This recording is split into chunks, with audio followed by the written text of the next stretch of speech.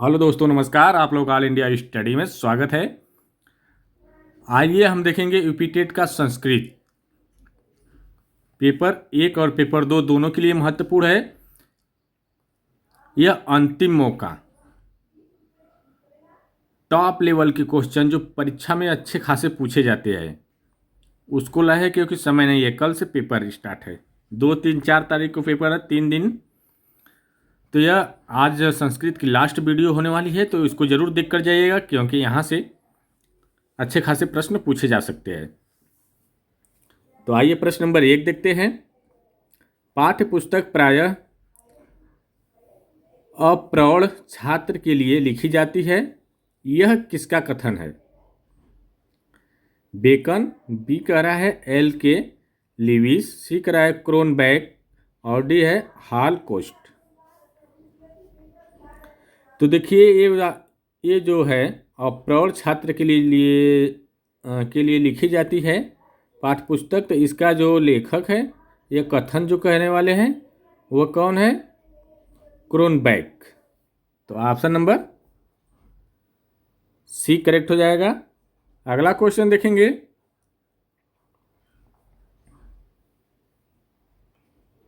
प्रश्न नंबर 2 है, दंडान्वय प्रणाली किस शिक्षण के लिए उपयुक्त है? व्याकरण शिक्षण, काव्य शिक्षण, गद्य शिक्षण, लेखन शिक्षण। तो ये किसके लिए उपयुक्त है? तो ये जो है काव्य के लिए उपयुक्त है, ठीक ना। तो ऑप्शन नंबर बी करेक्ट हो जाएगा। प्रश्न नंबर 3 देखेंगे। मौखिक भाषा शिक्षण की प्रत्यक्ष विधि है भाषण, अनुलिपि, प्रतिलिपि, श्रुतलेख। मौखिक भाषा शिक्षण की प्रत्यक्ष विधि, तो क्या है जो प्रत्यक्ष विधि? भाषण। तो ऑप्शन नंबर 1 करेक्ट हो जाएगा। प्रश्न नंबर 4 देखेंगे। कुट्टिम शब्द का अर्थ है कुटना, कठिन, कष्ट, भवन की भूमि। कुट्टिम का जो अर्थ होता है यह भवन की भूमि होता है, ठीक ना। तो ऑप्शन नंबर डी करेक्ट हो जाएगा। प्रश्न नंबर अगला देखेंगे। 55 को संस्कृत में क्या कहेंगे? 50, 50, 95, 50। तो क्या कहेंगे?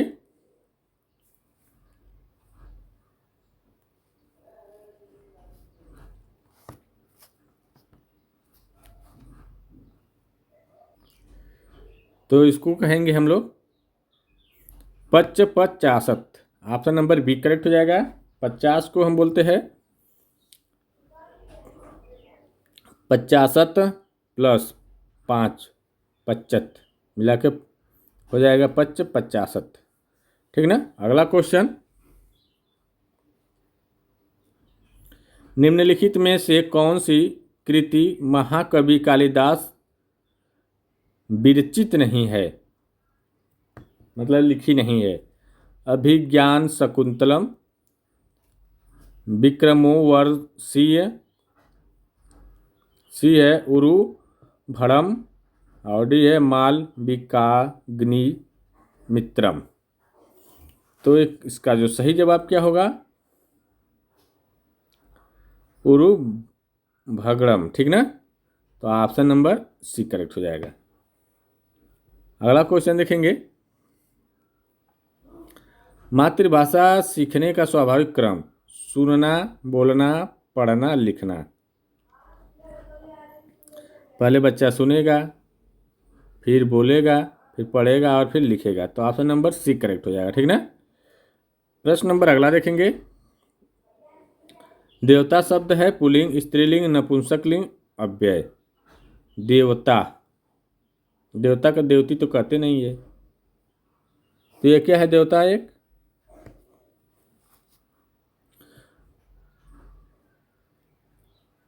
बताइए, देवता कौन सा लिंग है?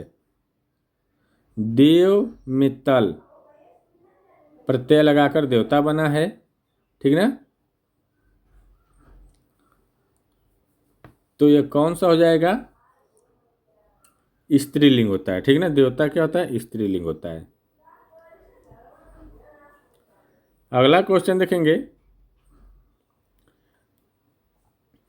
मनोरथ उदाहरण है स्वर संधि का, व्यंजन संधि का, विसर्ग का, प्रकृति भाव का। मनोरथ, तो ये जो है मनोरथ विसर्ग संधि का है। किसका है? मन धन रथ, मनोरथ, ठीक ना। तो ऑप्शन नंबर सी करेक्ट हो जाएगा।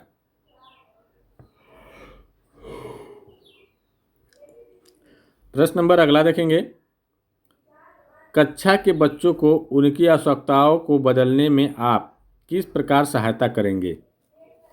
यदि बच्चों की अवधारणाएं गलत हो तो दंड देकर, नहीं। सूचना देकर, याद करने के लिए कहकर, ये भी नहीं। तथ्यात्मक जानकारी देकर, और डी है अवधारणाओं के बारे में बच्चों को अपनी समझ को व्यक्त करने के अवसर देकर। तो ये बात बिल्कुल सही है, ठीक ना। अब प्रश्न नंबर 11 देखेंगे, व्याकरण शिक्षण की मुख्य विधि है निगमन, आगमन विधि, आगमन, इनमें से कोई नहीं। देखिए, जो व्याकरण शिक्षण के लिए होती है वह निगमन विधि होती है, ठीक ना। नियम से चला जाता है, नियम से उदाहरण की ओर। अगला क्वेश्चन, श्री शब्द प्रथमा विभक्ति एक वचन का रूप है श्री, श्रिय, श्रियम, श्रियाम। तो एक वचन का जो प्रथमा विभक्ति है उसका क्या रूप हो जाएगा?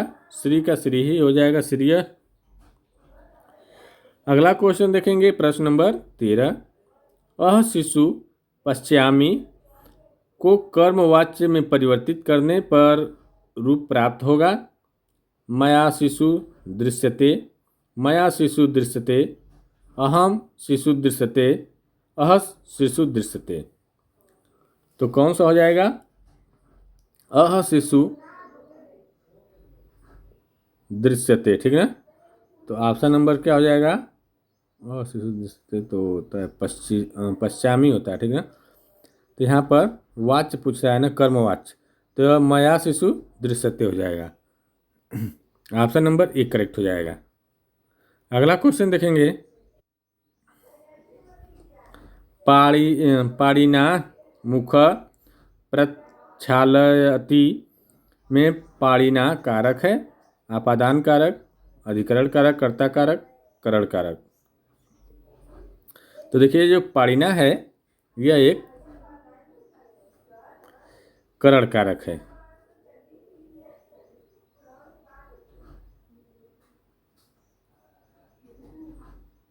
प्रश्न नंबर 15 है, सांगीणना प्लस जय की संधिकृत रूप होगा। तो देखिए, इसका जो संधिकृत रूप होगा वह संगृजय। तो ऑप्शन नंबर ए वाला ही सही हो जाएगा। अगला क्वेश्चन देखेंगे, उपकृष्णम में समास होगा कर्मधार केवल समास, द्वंद्व समास, अव्ययी भाव। तो कृष्णम में उप लगा है तो अव्ययी भाव समास होगा, ठीक ना।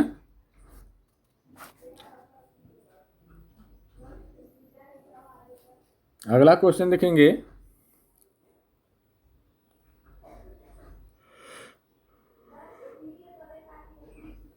निम्न में से कौन उपसर्ग है?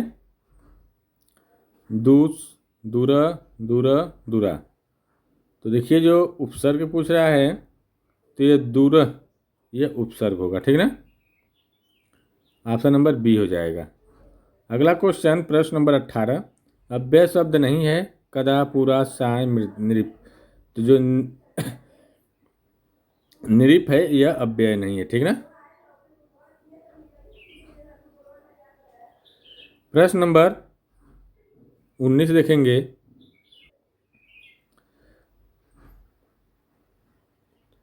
शतक त्रय के रचनाकार है पंडित राज जगन्नाथ जयदेव भर्तृहरि अमरुक। तो कौन है? तो ये देखिए,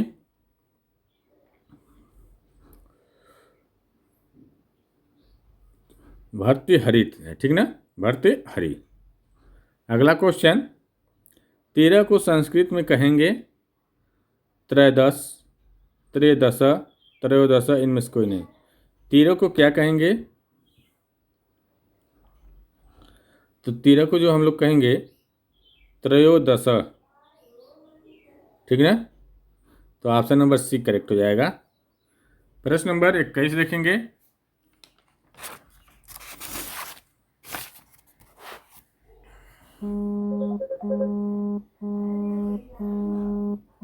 प्रश्न नंबर 21 है, नदी शब्द में प्रथमा विभक्ति एक वचन का रूप निम्न में से कौन है? तो प्रथमा विभक्ति और एक वचन नदी का, नदी, नदौ, नदीय, नद। तो देखिए इसका जो सही आंसर क्या हो जाएगा। प्रथमा विभक्ति में नदी का एक वचन नदी ही होता है, ठीक ना। तो ऑप्शन नंबर ए करेक्ट हो जाएगा।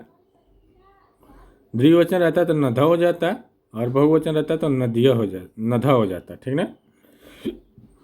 अगला क्वेश्चन, पितृ, प्रश्न नंबर 22 है, पितृ शब्द का पर्यायवाची निम्न में से कौन नहीं है? पितृव्य, जन्मद, जनक, तात। तो कौन पर्यायवाची नहीं है? तो पितृव्य जो है यह पर्यायवाची नहीं है, और सब पर्यायवाची है, ठीक ना। अगला क्वेश्चन, कोयल को संस्कृत में कहते हैं गरुड़, वायस, चकोर, पीक। तो कोयल को क्या कहते हैं?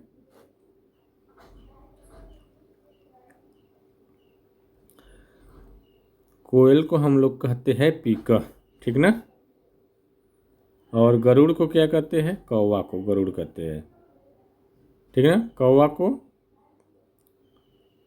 नहीं, कौवा को गरुड़ नहीं, गरुड़ देवता, सॉरी, गरुड़ देवता को गरुड़ कहते हैं, जो गरुड़ होता है ना।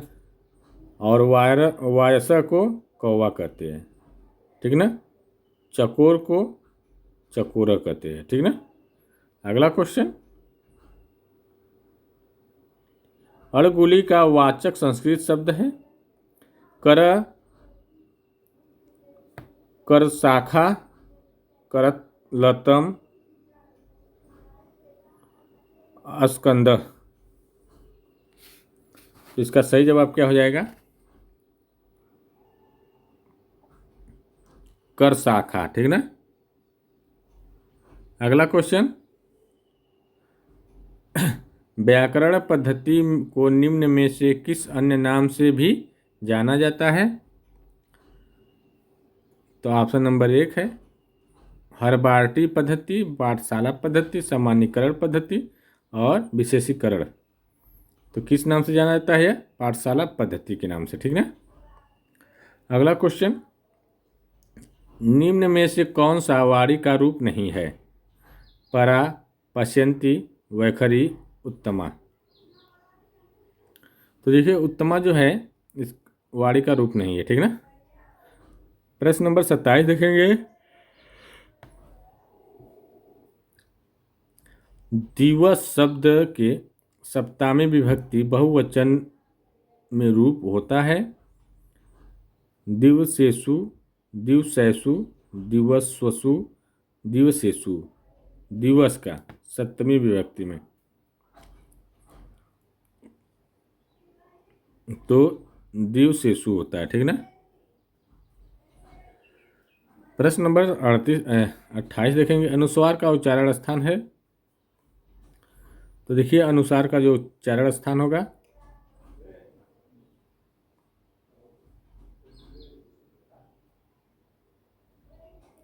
नासिका होता है, ठीक ना। अगला क्वेश्चन देखिए, जो है गद्यांश है, इसको पढ़ करके उत्तर देना है। उत्तर मैं बता दे रहा हूँ, आप लोग देख लीजिएगा, पढ़ के समझ लीजिएगा, ठीक ना। तो देखिए, 29 का जो उत्तर होगा ये डी वाला होगा।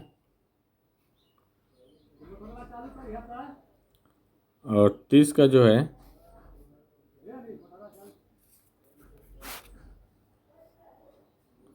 बी वाला है। आइए अगला देखते हैं। गुरुपदेश शब्द में प्रयुक्त संधि है